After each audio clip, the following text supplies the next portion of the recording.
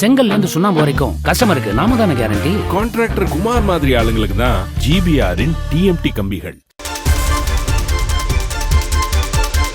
நாமக்கல் மாவட்டம் ராசிபுரம் அடுத்த ஆட்டையம்பட்டி பேருந்து நிறுத்தத்தில் பேருந்து நிற்காது என கூறி பெண்ணை இறக்கிவிட்ட ஆத்திரத்தில் கிராம மக்கள் தனியார் பேருந்தை சிறைப்பிடித்து போராட்டத்தில் ஈடுபட்டனர். கடந்த 2 வருடங்களுக்கு முன்பு அப்பகுதியில் அதிக விபத்துகள் ஏற்பட்ட நிலையில் அதனை தடுக்கும் வகையில் உயர்மட்ட பாலம் அமைக்கப்பட்டது.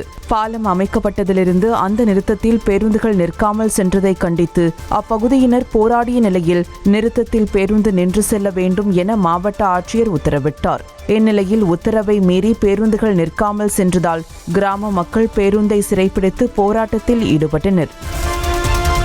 கட்டுற கம்பில இருந்து அடிக்கிற ஆணி வரைக்கும் எல்லாம் குவாலிட்டியா இருக்கணும்ல. பிரகாஷ் போன்றவர்களுக்காகவே ஜிபிஆரின் டிஎம்டி கம்பிகள். செய்திகளை உடனுக்குடனும் துல்லியமாகவும் தெரிந்து கொள்ள சப்ஸ்கிரைப் பண்ணுங்க.